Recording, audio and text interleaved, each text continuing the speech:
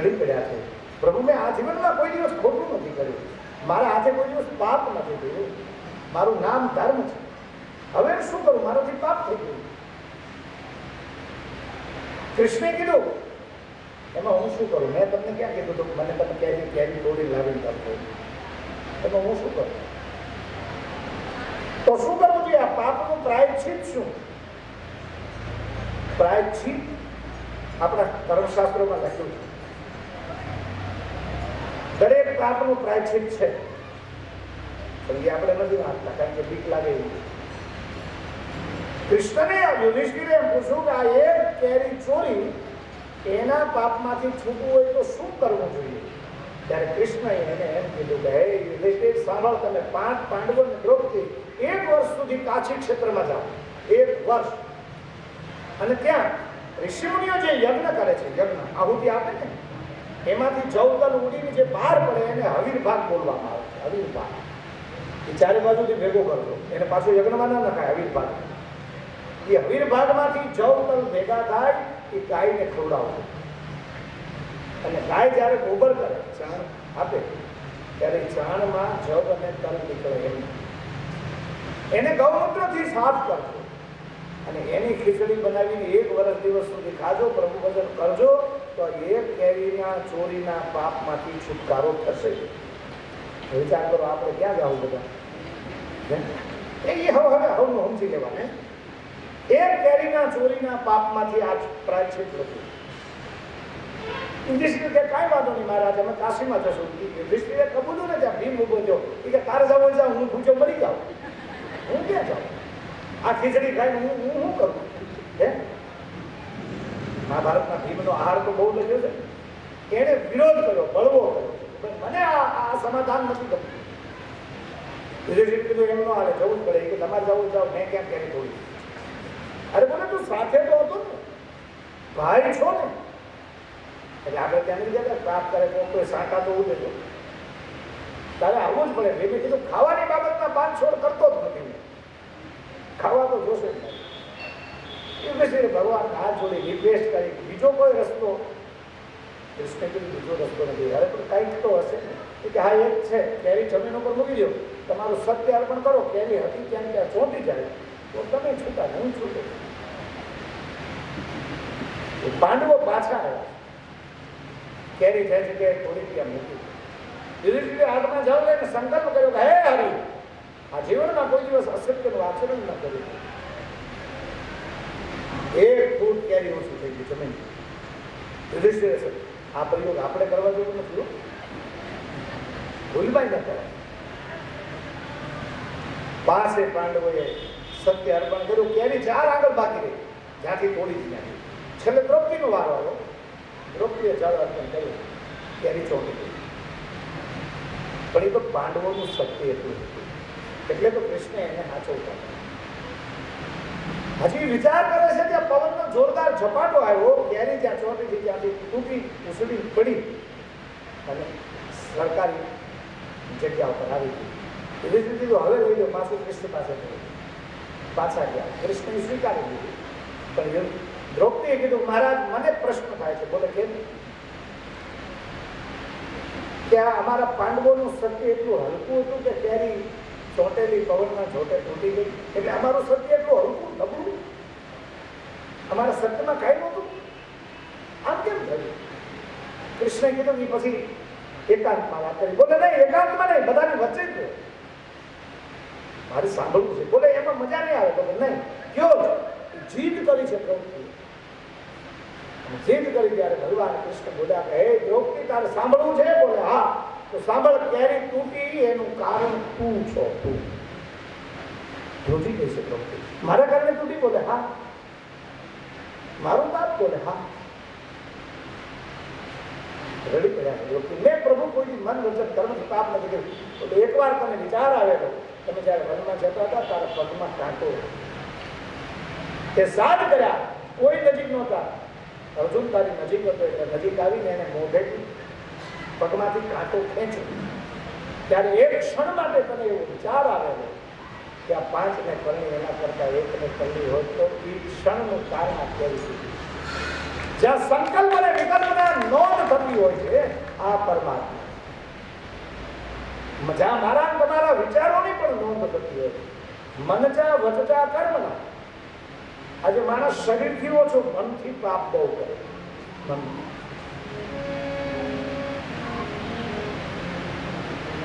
ઈશ્વરને કોઈ પામી શક્યું નથી, એમ ઈશ્વરને કોઈ સમજી શક્યું નથી. ઈશ્વરને સમજવું અતિ કઠિન છે. ભગત બાબુ મુલાકાતે કહ્યું, પૃથ્વી તણો પીડો ગયો રચનાવ તો ક્યાંથી હશે.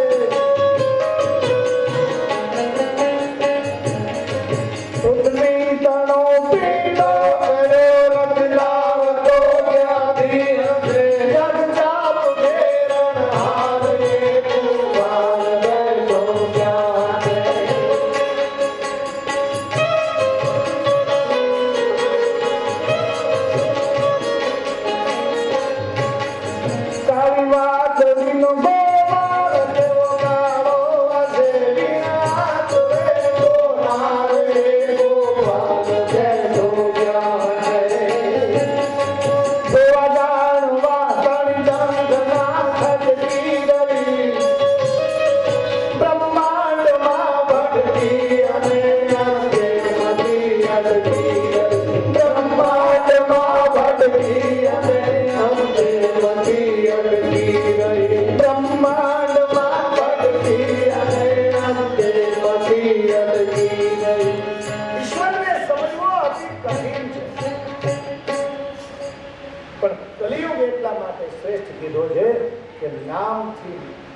માણસ બહુ પાર લાગી જાય. ક્યું નામ એ તમે નક્કી કરો, તમારો અંદરનો આત્મા નક્કી કરે. બની બેઠેલા ધર્મગુરુએ તો જાત જાતના વાડાઓ કરી દીધા છે યાર. આ ભગવાનને માનો તો આમ થાય, આ ભગવાન કોઈ જુદા હોય જ નહીં. સ્વરૂપ એક જ છે, જગત નિયંતા એક જ છે, અસ્તિત્વ એક જ છે. અલગ અલગ એંગલથી બધાએ જોયું એટલે એને અલગ અલગ લાગે છે. પણ તમે વિચાર કરો, સ્વામિનારાયણ ભગવાન થયા કેટલા વર્ષ થયા ભાઈ? ખબર છે આપને? મેં એવું સાંભળ્યું છે 260 વર્ષ થયા. તો એના મા બાપ પછી કોને ભગવાન માનતા છે? તમે વિચાર કરો. બુદ્ધિજીવી હો તો વિચાર કરો. કૃષ્ણ જન્મ એને 5250 વર્ષ, એટલે 5250 વર્ષ થયા. તો એનો ફેમિલી કોને ભગવાન માનતું? મને ક્યારેક વિચાર આવે એ તમને કહું. બહુ ડીપમાં જતા નહીં, પણ તમે આમ લોજિકલી રીતે વિચારો ને. યાર યુવાને વહેલે ચૂકે એનો ફેમિલી, કૃષ્ણને એનું ફેમિલી ભગવાન માન્યા જ નથી. હો ભાઈ, તમે ભાગવત વાંચવો જ વાંચી લેજો. એના ઉપર ચોરીનો ઇલ્ઝામ નાખ્યો, એને હેરાન કર્યા. એ મથુરા છોડીને દ્વારકા ભેગા થવું. હું કામ બધા એમ કહેવા માંડ્યા, તારા હિસાબે જરાસંઘ આવે ગયો દીધું એટલે મારા ઘડીએ સડાઈ કરે તો ભાગો.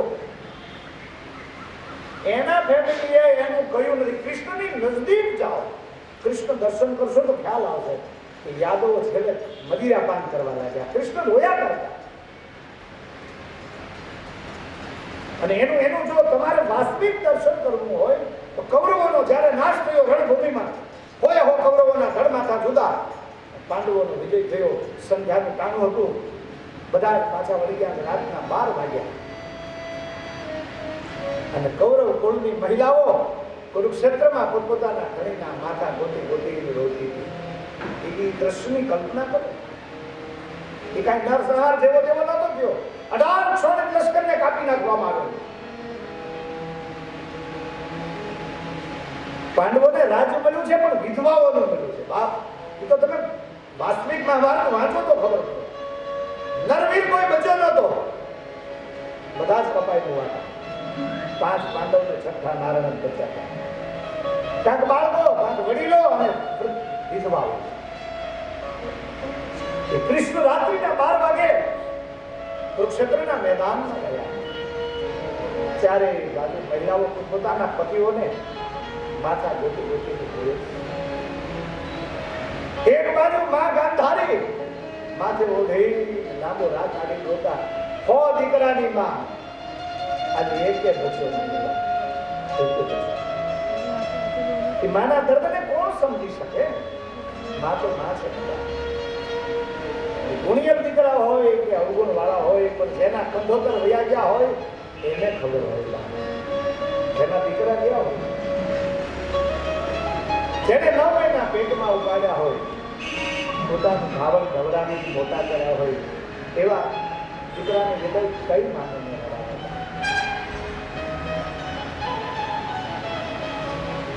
ગાંધારી રોતા, ભયાનક આક્રંદ કરતા હતા. સાથી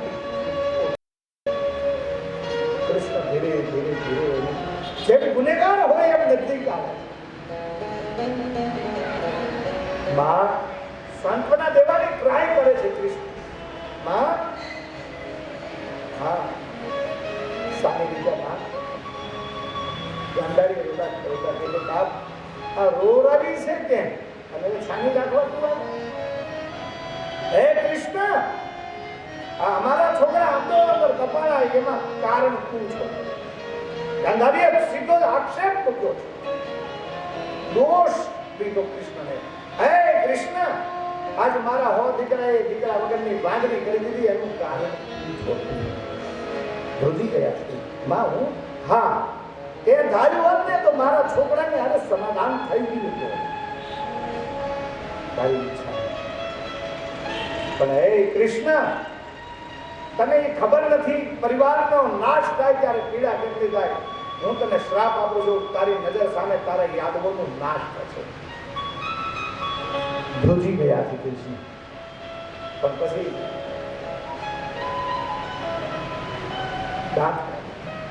ગાંધારી કીધું તને હસવું આવે છે?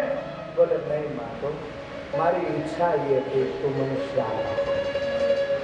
મારા યાદવો મારું કયું કરતા નથી, ખોટા ધંધે ચડી ગયા છે, મદિરા પાન કરે છે, એનો નાશ થાય એવો હું અંદરથી ઈચ્છતો હતો. તમે વિચાર કરો, ઈ પરિવાર કૃષ્ણને ભગવાન નતો માને. હું આપને એ કહેવા માંગુ છું, રામ જન્મ્યા એને 9 લાખ વર્ષ થયા. રામનું પ્રાગટ્ય થયું એને 9 લાખ. એક બાર ત્રેતા જન્માય, ત્રેતામાં જન્મા છે રામ. ત્રેતા યુગને 9 લાખ વર્ષ થઈ ગયા. એના મા બાપ હજુ કોને ભગવાન માનતા છે? તમે તમારી જાતને પ્રશ્ન કરો તો ભગવાન કોણ? આપણે તો ભગવાનને ગોતવા નીકળ્યા છીએ, અસ્તિત્વને પામવા. ઈશ્વર એક જ છે. એક સત્યમ વિપ્રા બહુધા વદંતી. એક જ સત્ય છે, એને બધા જ અલગ અલગ એંગલથી જોઈએ. કોઈ રામ કીધો, કોઈ શ્યામ કીધો, કોઈ શ્યામ, કોઈ ખોટા નથી. હું આપણે એ કહું, પણ એનો અર્થ એ કે આપણે માનીએ એ જાતો બાકીનું ખોટું છે, એ આપણી મૂર્ખતા છે. મેન્ટાલિટી આપણી એ છે કે આપણે માનીએ એ જાતું, બાકીનું બધું ખોટું. એક સત્યમ વિપ્રા બહુધા વદંતી. એક જ ઈશ્વર બધાને આ જગતનું નિયંત્રણ કરે છે. પરમાત્મા બધાના ઉપર એક સરખી કૃપા કરે. પછી આપણું જેવું પાત્ર હોય એટલી કૃપાને આપણે સ્વીકારીએ. આપણી અંદરની પાચન શક્તિ હોય એટલું પચાવી શકીએ. અહીંયા રસોઈ તો બહુ થાય છે, તો આપણી જેટલી અંદરથી કેપેસિટી હોય એટલું ખાઈ શકીએ. કેપેસિટી પ્રમાણે ખાવામાં પાચન શક્તિ મંદ પડી હોય તો ન પચે. એમાં તો એવો તો જય મહાદેવ એની કથામાં આપણે તો પૂરી શ્રદ્ધા અને વિશ્વાસની કથા સાંભળીએ. જેને જેને શ્રદ્ધા અને વિશ્વાસથી આ કથાનો અંગીકાર કર્યો એના માટે એક સુધરી દ્રષ્ટાંત આપે છે કે દેવરાજ નામનો બ્રાહ્મણ હતો. ગિરાત નામે નગર, એમાં દેવરાજ નામનો બ્રાહ્મણ કુસંગમાં ચડી ગયેલો. કુસંગ એ સમયમાં રસ વિક્રયની મનાઈ હતી, નિષેધ હતો. રસ વેચતાની. આ માણસ રસનો વિક્રય કરતો, વેપાર કરતો. અન્ન વિક્રય મનાય, અન્નનો વિક્રય નિષેધ હતો. આપણે રસ વિક્રય એટલે દૂધ પણ વેચતા નહીં, ઘી વેચતા નહીં. અને આ બ્રાહ્મણ હોવા છતાંય ત્રિકાળ સંધ્યાનો હતો. બ્રાહ્મણનું કર્મ નહોતો કરતો, એવો પાપી. મનુસ્મૃતિમાં બ્રાહ્મણના 6 કર્મ લખ્યા. મનુસ્મૃતિ એટલે હિન્દુઓનું કાયદાનું પુસ્તક. એમાં 6 કર્મ લખ્યા છે બ્રાહ્મણના. યજ્ઞ ને યાજક. યજ્ઞ પોતે કરવો, બીજાને ત્યાં કરાવવું. અધ્યયન